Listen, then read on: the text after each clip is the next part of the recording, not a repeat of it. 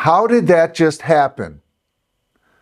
If you remember from Sunday, that's the response that the disciples had when Jesus made that fig tree wither. The fig tree that should have had fruit and didn't, and he made it wither, and the disciples were shocked. They've seen so much from Jesus. How could he do that? And Jesus takes a moment, if you remember, he takes a moment to encourage the disciples.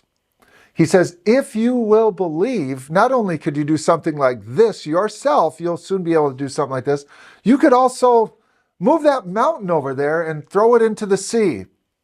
Jesus is preparing his disciples for life without him.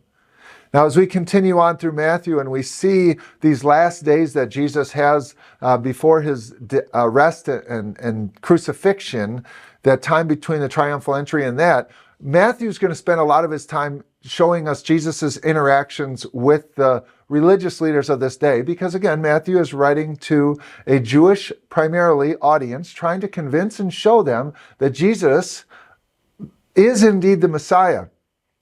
But he also took time to prepare his disciples. And so the other day I talked a little bit about John 15. I encourage you to read John 15. But John 14 through John 17, I would encourage you to take a moment to read that over the next couple weeks as we're going through these days, again, between Jesus' triumphal entry and his death and arrest and death. Take some time to read those, because in there we see John's focus is actually on Jesus preparing his disciples. He teaches them and reminds them of things of ultimate truth. John 14 verse 6, he tells them that he is the way, he is the life, he is the truth, he is the only way to the Father, the only way for a person to be saved. Then he tells them about the coming Holy Spirit, that without him leaving, the Holy Spirit would never come.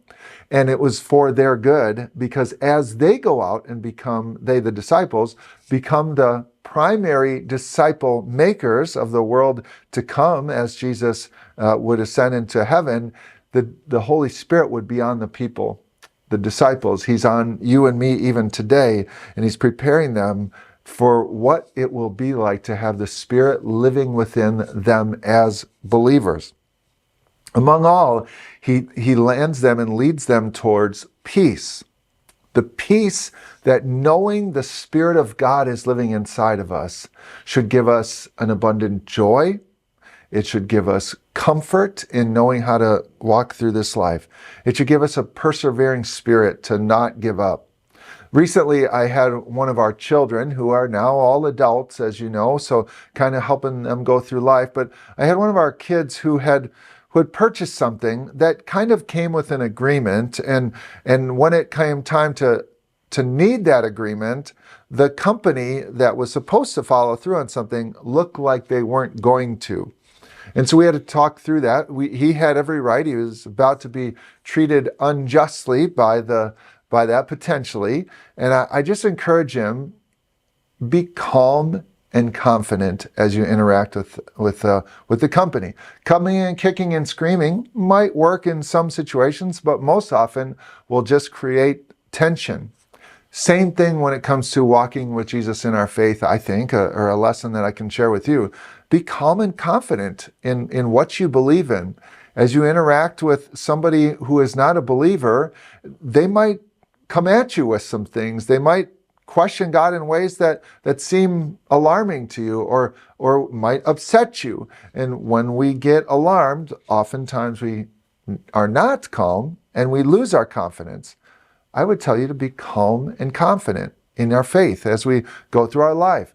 Be able to share why you believe confidently. Why do you believe? How can you share that with someone who questions your belief, or even just wants to know what it looks like to believe in Jesus? I just want to encourage you today with that. Can you be calm and confident as you live the life of a modern day disciple? I encourage you again to read John 14 through 17. Be empowered by what Jesus said to his disciples then. He would say the same to his disciples now. Have a great week. We will see you Sunday as we go back into seeing Jesus interact again with those chief experts of the law and have a little bit of back and forth with them. Have a great week. Hopefully the weather gets warmer soon here so we can get outside and do all those things we want to do here in the Northwoods. See you Sunday.